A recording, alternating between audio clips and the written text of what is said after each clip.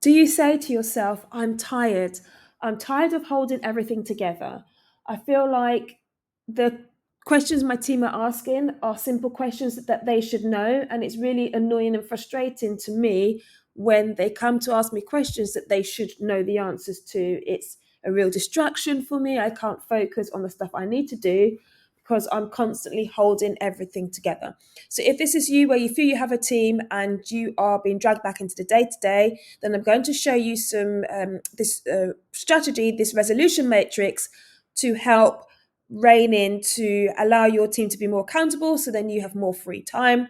But also, if you're at the stage where you haven't got this issue, it's also good to make sure you have this in place to avoid it getting to the point where you feel like you need to remove someone from the business.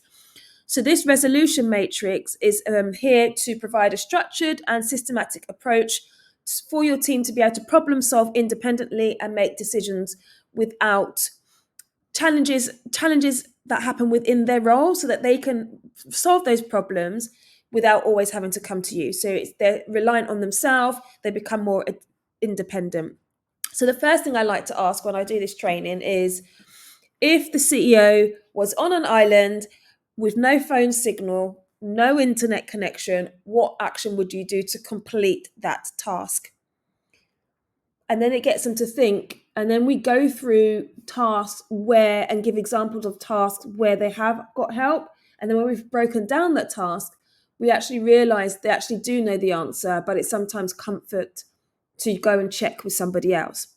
So we created this ABCDE chart. So A is take some time to think if you know the answer or can figure it out. Another consideration could be to research it on Google. Sometimes you can't, but sometimes you may get the answer there. Because it could be something specific like, I can't log in, or how do I change the priority level in Asana, as an example. And if A doesn't work, then you go on to level B. Have you done a similar task before in this company or a past company that will help you know what steps to take next? C, are there any notes or SOP manuals with this procedure? So going into your Google Drive, your Dropbox folder, searching emails to see if there's any Loom videos, any step-by-step manuals that's going to help you to fulfill that task. Can you ask a colleague? So is there someone who is in the office or that you could contact and is available to support you to answer that question? Maybe a predecessor that still works within the company, or a colleague that's sitting next to you. And once they've done those A, B, C, D, and they still can't get to the answer, then we flow into E, which is then to go to the CEO to ask for help. So rather than just going straight to E, which you may experience a lot, we're asking them to do those 4 things prior. And then if it does come to E, then we need to follow this traffic light system, because in one day you might have a lot of things that end up in the E bucket, but we don't want to constantly bombard the CEO, because the CEO has their task to do. And we know that with every distraction in your working day, it takes you, research shows it takes you on average 15 to 20 minutes to refocus on what you were doing. So we're all about maximizing time, maximizing productivity. So here we've got an example, and you can alter this specific to you, what would work best. And there is no one fixed solution. You need to adapt it for your business and your team. So I've created this traffic light system for when someone needs to go to the CEO, for a team member needs to go to the CEO for advice and support on something. So this is in between the team meeting. So if there's a team meeting happening, then that could be discussed. But otherwise, you don't. If you're having weekly team calls, you don't want the team member to wait until the following week. So this is where they would raise any questions in between those calls. So red is very urgent. So you can, if it is something urgent, contact the CEO by phone immediately if they're not in office. So the communication method is phone call, and then you can give examples within that role what would be classed as urgent, and specify that in there, so they understand the level of what red is, amber is, and green.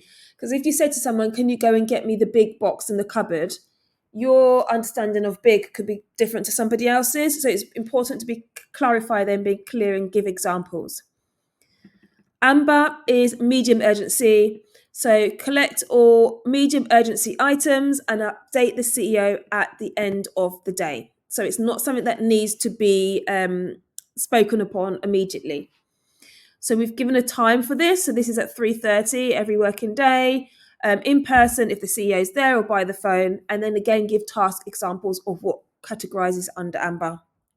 Green, low urgency for your information, is just email notes to the CEO at the end of each week. Again, we're doing this at 3 p.m.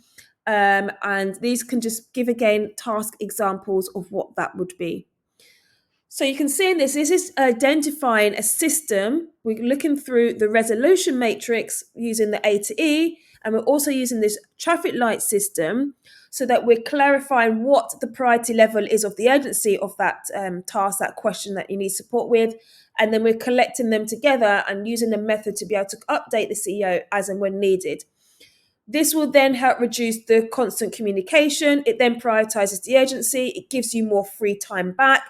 But also then we have this method. So eventually the team members should be actually, the next step would be that the team members log in these. So when they get the answers to these certain things, they're making notes for it, because if it's something that's going to happen again, they should then make a note of it and then be able to action it. So then something that becomes very urgent that you may need to speak upon because they don't know, it could then become a medium because they know how to respond to it because they've done it a few times before and got your reaction of what to do. So follow these steps, implement this in your business, and you'll start to see that your teams start to be more independent. They start to problem solve, gain that confidence to think on their feet more without the reliance on you. And if you wanted some more support to see how you can implement these tools into your business, then book a session with me, an operation strategy session. Go to selenajohnson.com/call. And I can't wait to help free up more of your time and build an efficient team. Bye for now.